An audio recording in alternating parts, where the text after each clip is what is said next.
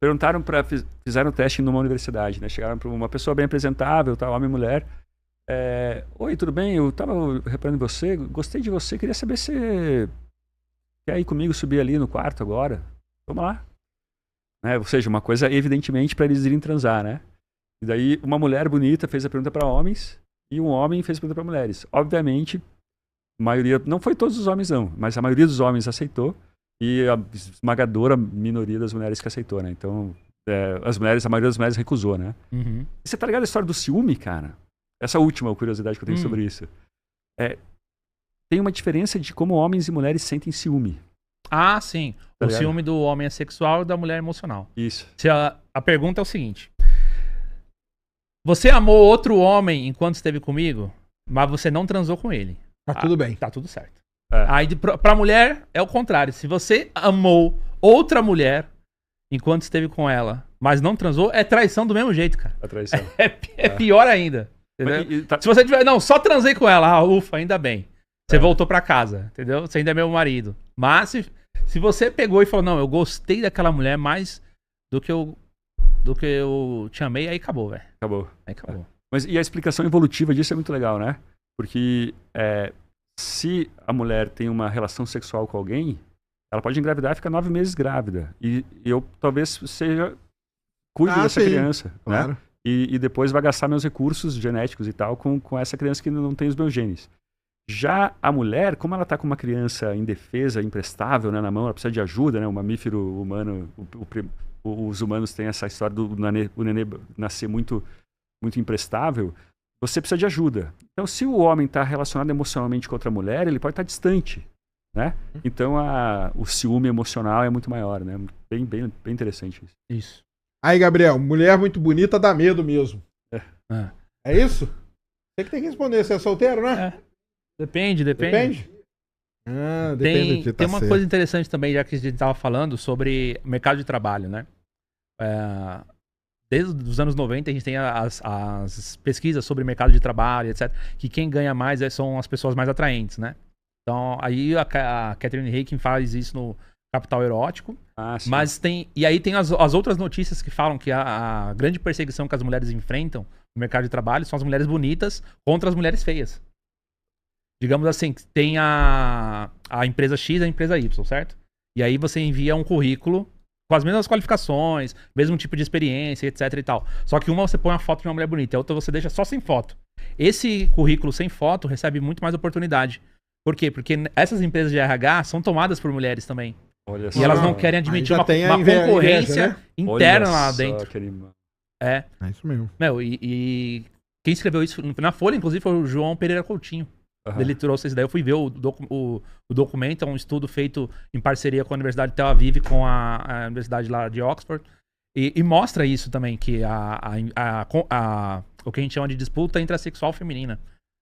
Sim. As mulheres que, entre aspas, são atraentes, elas recebem uma série de bônus na vida. Enfim, elas recebem, desde criança, recebem notas melhores. Mais carinho dos pais. Mais carinho dos pais. Elas têm mais presentes, tipo, de pessoas de forma aleatória. Tipo assim, não que seja um interesse sexual, mas desde um chocolatezinho de um colega de trabalho, a uma carência que ela tá passando, alguém vai lá e ajuda, tá chovendo, vem cá, eu te dou uma carona e tal. Então você tem uma série de bônus, e as mulheres percebem isso de modo instintivo, e entendem também que ela vai ter uma série de vantagens, competitivamente falando, no mercado de trabalho, entendeu? Então existe uma disputa intrasexual, e é uma coisa muito louca, porque se uma mulher ganha uma promoção, não são os homens que acham que ela tá lá porque ela recebeu algum benefício, porque ela é gostosa, porque ela deu pra alguém. Não são os homens que pensam isso, e majoritariamente são as mulheres. Esse estudo é brutal, cara. Isso aí você vê no dia a dia, cara. Isso aí no dia a dia. Eu morei ali em Campinas durante muitos anos, numa república, a gente morava só homem, 8 homens. Durante um tempo tinha uma república do lado que era só mulher. Imagina se deu certo. Não deu, cara. 3 meses elas estavam tudo brigando. As meninas? Não, os homens juntos, eles são muito mais companheiros. Tipo, eu quero que você se dê bem, eu quero que você, entendeu? Que aconteça. A gangue masculina, assim, guerreiro, entendeu? Né? Eu não fico, por exemplo, pô, aquele maneiro, cara, que tá dando certo. Eu não fico com inveja. Agora, dentro dali do grupo das mulheres, tem muita inveja, muita coisa. Isso aí mesmo, cara. E uma coisa que é interessante, pautado nesse estudo, eu fui estudar a história de algumas mulheres modelos, né? E aí você tem, desde Gisele Bündchen, você tem aquela mulher que foi... Qual aquela que foi pro BBB recentemente? Foi pro BBB, velho? BBB, você pegou um A que negócio saiu que eu não cancelada entendo lá nada, pelo racismo, o Gabriel? Qual que é? Uma modelo loira, que a mãe dela também é bonita. Não. É ex do Medina. Qual que é o nome dela? Vê aí. Mas essa ex do Medina, ela relatou uma coisa muito louca, que ela era modelo e tal. E na República, onde ela vivia na casa com as outras meninas, era muito comum as meninas quererem sabotar umas às outras pra ganhar, né, certo cachê, pra ganhar certa campanha e tal. E aí chegou ao nível de... A menina pegou, quebrou vidro e passou... Yasmin Brunet. E passou na toalha, e pegou o vidro, passou na toalha... Pra quando a menina fosse fazer o quê? Lavar o rosto, pá, estragar o rosto da menina. Você tem noção o nível de maldade que é isso, cara? Exato. E aí você pega as entrevistas dessas modelos e vê o quanto elas sofriam com a competitividade. E isso daí eu nunca vi isso daí acontecer não, velho. Tem um livro aí que é o Warriors and Warriors, né, de uma professora de Harvard lá, que é sobre diferenças sexuais entre homens e mulheres, assim, crianças, né? Uhum. E ela fala, cara, tem essa ideia de que as mulheres são mais cooperativas, porque os homens são mais violentos e tal, né? Isso em toda a cultura, 90% dos homicídios são causados por homens, né? Mas ela fala que não, cara, que os homens, eles têm essa ideia mais de grandes empreendimentos cooperativos, tipo caça, esses geralmente são mais masculinos, né? E não tão femininos, assim, então é bem interessante mesmo. E no paradoxo sexual que a gente estava comentando antes, o livro da Susan Pinker é sensacional porque ele lista 30 anos de observações que ela faz e tal. E tem um caso, inclusive, de um menino que ele era autista E a gente tá falando do Canadá, tá, gente? É o lugar mais progressista e igualitário do mundo, assim. Não tem o que questionar nessa questão. E aí, o título dela fala que por que as mulheres têm melhores notas e os homens têm os melhores salários, né? E uma coisa realmente não tá ligada à outra, por quê? Porque muitas vezes no trabalho você exige performance. Exige dedicação, concentração, né? Existe muita competitividade também, e etc. E na sala de aula, muitas vezes, o próprio sistema educacional é mais voltado para as mulheres. Você fica sentado, parado, você fica prestando atenção no discurso.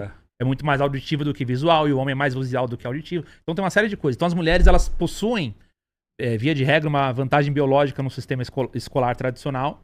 Mas no trabalho não. Só que no trabalho é diferente, Sim. entendeu? Então no trabalho você tem que ter tomada de decisão, você tem que observar várias coisas ao mesmo tempo. E nessas horas os homens têm uma série de vantagens, né? Então não é bem uma diferença baseada no preconceito, uma suposta sociedade patriarcal, nem nada disso. Cara, uma coisa que me incomoda nessa ideia de visão patriarcal, de sociedade patriarcal, é a ideia de que os homens estão todos de um lado, torcendo por si próprios, e as mulheres também, né? Como se eu acordasse de manhã pensando, não, os homens hoje estão piores, não, temos que ganhar das mulheres. Cara, eu penso, quando eu acordo, eu penso em quem eu vou proteger, vou ajudar. A minha família. Minha família, mais da metade é mulher, entendeu? Esse é o meu time, né? Os outros homens, eu quero que se explodam, os outros homens não estão nem aí. Se eles saírem e ficarem mais mulheres do mundo, tá ótimo, tá muito melhor, entendeu? Então essa ideia de que... Né, tem até uma fake news que eu falo no livro, que é assim, a ideia... Tem site da ONU, tá em um monte de lugares dizendo assim, as mulheres e crianças têm 14 vezes mais chances de morrer em desastres climáticos. Cara, isso é uma bobagem. Uma pastora falou disso 20 anos atrás, num jornalzinho pequeno. Isso caiu na ONU e esses dias um pessoal da rádio sueca entrevistou essa mulher, essa pastora, e ela ficou surpresa assim, caraca, eu nem lembro de onde eu tirei esse número e estão usando até hoje. Mas eu li uma matéria da ONU que falava assim, como os homens tomam decisões em momentos de estresse climático, eles favorecem os homens. Da onde isso, velho? Da onde que eu vou favorecer os homens? Você favorece mulheres e crianças, você favorece os seus, geralmente, né? E, enfim, é muito louco. Você já viu aquele experimento da ilha de Bear Grylls? Não lembro. Não, é um reality show. É muito bom, velho. Tem que dar uma olhada. Botaram 2 grupos, um de homens e um só de mulheres, em uma ilha, em cantos distintos, remotos e tal. Deram treinamento, são pessoas comuns, tá? Então, assim, não é nenhum atleta, não é nenhum cara já pronto pra viver na selva, nada disso. Deram treinamento, deram a mesma instrução pros 2 grupos e tal. E aí a missão era, tipo, tem que sobreviver, tem que se alimentar, tem uma série de coisas lá que eles têm que cumprir, né? Missões e tal. Tem que construir cabana, tem que dar um jeito de você ter água potável e tal. Cara, em 3 dias, os homens já tinham feito tudo. Eles estavam sobrevivendo, eles estavam caçando animais. Entendeu? Então eles estavam entrando mata dentro e tudo mais. Só que quando eles chegaram, a primeira coisa que eles foram preocupados. Vamos reconhecer o território, vamos ver o que tem aqui perto e tal. E aí eles tinham um sistema de coleta de água, eles tinham um sistema de revezamento de tarefas e tal. E eles estavam se dando muito bem. Ao passo que as mulheres, assim que elas chegaram, elas começaram a brincar. Elas foram pra dentro da água. Estavam, sabe, tirando onda lá, se divertindo, achando, finalmente, estamos aqui, vamos fazer melhor que os homens e tal. E numa primeira situação, elas começaram a brigar, entraram em crise e elas não conseguiram completar nada. Elas não tinham fogo pra passar a noite. Elas não tinham... as cabanas delas ficaram todas elas mal colocadas e tal. E aí, precisou intervir o programa, porque senão elas não iam... Elas iam passar mal, iam desidratar, não iam se alimentar. Se a minha mulher estivesse lá no meio, acho que ela ia dar um jeito nessa mulherada aí, ia botar tudo em ordem. Precisava de alguém raiz lá pra resolver. Mas foi incrível a diferença do grupo e tal. E esse reality show teve uma temporada, depois teve a outra, a mesma coisa. E tem na internet essas imagens aí do grupo dos homens e do grupo das mulheres.